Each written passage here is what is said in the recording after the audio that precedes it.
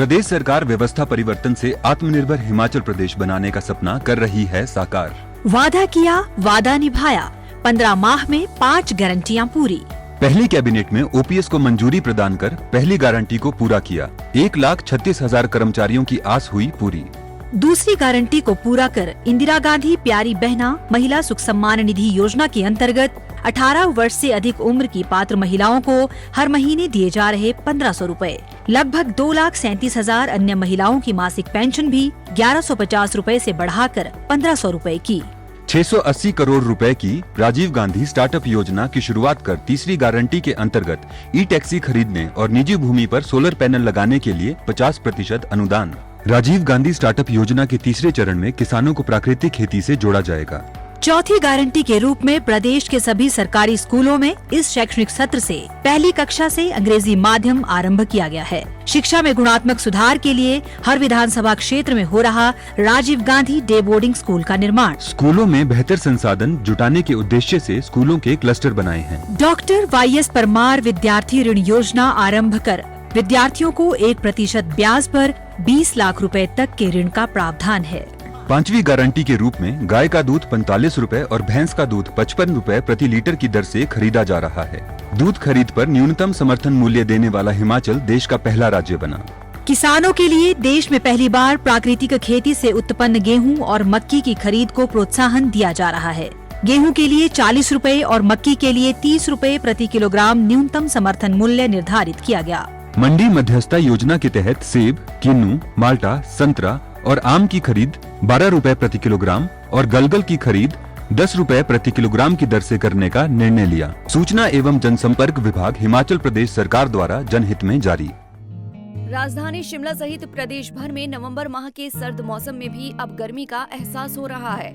इस सीजन में सूरज की बढ़ती तपिश के कारण अधिकतम तापमान के रिकॉर्ड टूट गए हैं। प्रदेश में जहां अक्टूबर में सूखा रहा, वहीं नवंबर माह का आगाज भी शुष्क मौसम के साथ हुआ। रविवार को सोलन और धर्मशाला में अधिकतम तापमान के सभी रिकॉर्ड टूट गए। इन दोनों स्थानों पर नवंबर का अब तक का सबसे ज्यादा तापमान दर्ज किया गया। मौसम वैज्ञानिकों की माने तो आगामी 10 दिनों तक मौसम साफ रहने की संभावना है। साथ ही 12 नवंबर को ऊंचाई वाले क्षेत्रों में हल्की बर्फबारी की भी संभावना है। प्रदेश में अगर हम मौसम की बात करें या बारिश के मुख्य रूप से बर्फबारी की बात करें तो लगभग 12 नवंबर के आसपास हिमाचल प्रदेश के कुछ एक जिले, खास करके चंबा जिला, कांगड़ा और लाहौल और स्पीति के कुछ एक स्थानों पर हमें बर्फबारी और बारिश हल्के स्तर की देखने को मिलेगी। बाकी सारे जिले में मुख्यतः मौसम ड्राई रहने वाला है और लगभग अगले 10 दिनों तक कोई भी खास वेदर, सिग्निफिकेंट वेदर होने की संभावना हिमाचल प्रदेश में नहीं है। अगर हम तापमान की बात करें तो अधिकतम तापमान की मैक्सिमम टेम्परेचर्स की अगर हम बात करें तो हिमाचल प्रदेश के काफ़ी स्थानों पर ये जो तापमान है वो लगभग हमारा 24 से लेकर के 29 डिग्री सेंटीग्रेड के बीच में देखे गए हैं पिछले कुछ दिनों में, और जो कि लगभग नॉर्मल से 3 से 4 डिग्री सेंटीग्रेड कुछ एक स्थानों पर ज़्यादा भी तापमान हमें दर्ज किए गए हैं। वहीं पे अगर हम मिनिमम टेम्परेचर्स की बात करें तो मिनिमम टेम्परेचर्स की जो तापमान है ये लगभग जो है हमारा 7 से लेकर के 11 डिग्री सेंटीग्रेड अधिकांश स्थानों पे दर्ज किए गए हैं, जो कि नॉर्मल से 1 से 2 डिग्री सेंटीग्रेड ज़्यादा है।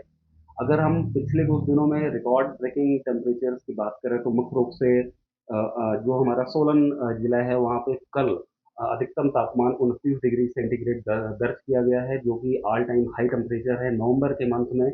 उसी तरीके से जो हमारा धर्मशाला है वहाँ पे 27.6 डिग्री सेंटीग्रेड टेम्परेचर हमारा कल वहाँ पर दर्ज किया गया है, जो कि नॉर्मल से लगभग 2 डिग्री सेंटीग्रेड ज़्यादा है। और ये अपने आप में नवंबर के मंथ में ऑल टाइम हाई टेम्परेचर धर्मशाला में भी देखा गया है। उसके अलावा हमारा जो ऊना है वहाँ पे परसों यानी कि 2 नवंबर को ऑल टाइम हाई टेम्परेचर दर्ज किया गया है। इस तरीके से हम कह सकते हैं कि पिछले 2 से 3 दिनों में हिमाचल प्रदेश के कुछ एक जिलों में ऑल टाइम हाई टेम्परेचर्स भी यानी कि रिकॉर्ड ब्रेकिंग टेम्परेचर्स भी हमें देखने को मिले हैं।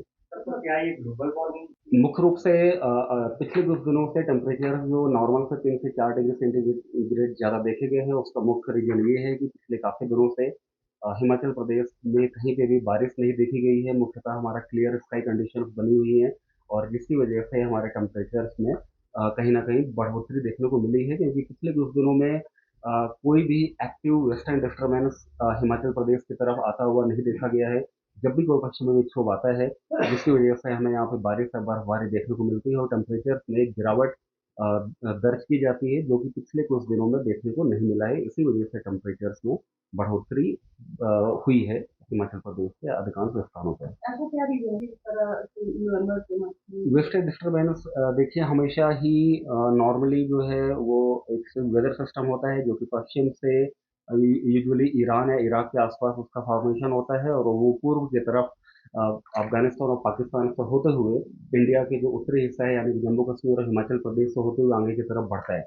लेकिन मुख्य रूप से ये डिपेंड करता है कि जो हमारा पश्चिमी विक्षोभ है उसका जो लैटिट्यूड है वो कहाँ तक कितना डीप हमारा आ रहा है। मुख्य रूप से हमें बारिश तब देखने को मिलती है जब उसका लैटिट्यूड 25 डिग्री सेंटीग्रेड या 26 डिग्री सेंटीग्रेड नॉर्थ तक वो पश्चिमी विक्षोभ आता है, जिससे उसमें अरबियन सी से एक अच्छा खासा मॉइस्चर सप्लाई होता है और इन सभी क्षेत्रों में हमें बारिश देखने को मिलती है। लेकिन अभी तक जितने पश्चिमी विक्षोभ आए हैं उसमें से एक या दो ही ऐसे पश्चिमी विक्षोभ रहे हैं जो कि बहुत ही फीबल हैं। बाकी सारे के सारे अपने एक तरीके से हम कह सकते हैं कि नॉर्मल पोजीशन से काफ़ी नॉर्थ में यानी कि उत्तरी हिस्से से होकर के ही गुजर गए हैं, जिसकी वजह से हमें हिमाचल प्रदेश में कोई खास प्रभाव देखने को नहीं मिला है। तो हम क्या बेसिकली एलिनो और लानिनो का डायरेक्टली कोई इम्पैक्ट एज सच उसके लिए हमें स्टडी करना पड़ेगा। एज सच 1 to 1 कोई भी कोरिलेशन पश्चिमी विक्षोभ के साथ एक शॉर्टेड ड्यूरेशन के लिए हम नहीं बोल सकते हैं। लेकिन हाँ, पश्चिमी विक्षोभ हमारे लगातार बनते रहते हैं, उसका एक साइकिल होता है। लेकिन वही है कि वो अपने नॉर्मल पोजीशन से काफ़ी ज़्यादा नॉर्थ में यानी कि हिमाचल प्रदेश के उत्तरी हिस्से हैं या फिर जो हमारा लद्दाख का इलाका है वहीं से होकर के गुजर जा रहे हैं। वो दक्षिण में जैसे ही नीचे की तरफ आने चालू होंगे हमें वेदर एक्टिविटीज हिमाचल प्रदेश में देखने को मिलेगी, साथ ही टेम्परेचर्स में गिरावट भी देखने को मिलेगी। मुख्य रूप से अगर हम टेम्परेचर्स की भी बात करें, जो ये बढ़े हुए टेम्परेचर चल रहे हैं लगभग 7 नवंबर तक यानी कि अगले 3 दिनों तक ये टेम्परेचर्स में इसी रेंज में चलते रहेंगे, कोई खास बदलाव होने की संभावना नहीं है। लेकिन 8 नवंबर के बाद से हिमाचल प्रदेश के अधिकांश स्थानों में 2 से 3 डिग्री सेंटीग्रेड की टेम्परेचर्स में मैक्सिमम टेम्परेचर्स में और मिनिमम टेम्परेचर्स में दोनों में गिरावट हमें देखने को मिलेगी। 2 से 3 डिग्री सेंटीग्रेड की गिरावट होने के बाद भी ये टेम्परेचर्स अपने नॉर्मल या नॉर्मल से 102 डिग्री सेंटीग्रेड फिर भी ज़्यादा ही बने रहने की पूरी संभावना है। तो हम कहते हैं कि स्थानों पर जैसे कि मैंने बताया कि हमारा ऊना है, धर्मशाला है, सोलन जिला है और उसी तरीके से भुंतर में भी 1 नवंबर को all time high maximum temperature हमें दर्ज किया गया है। तो कुछ एक स्थानों पे जो ऑल टाइम हाई टेम्परेचर्स हमें नवंबर के मंथ के इस सीजन में देखने को मिले हैं पिछले 3 से 4 दिनों के अंदर। पंजाब केसरी के लिए शिमला से योगराज शर्मा की रिपोर्ट। हमसे जुड़े रहने के लिए हमारे YouTube चैनल को सब्सक्राइब करें और नई वीडियो की नोटिफिकेशन के लिए बेल आइकॉन को दबाएं। अगर आप ये वीडियो Facebook पर देख रहे हैं तो लाइक जरूर करें और ज्यादा से ज्यादा शेयर करें। इसी तरह के और भी अपडेट्स के लिए फॉलो करें हमारा Instagram पेज himachal.ke।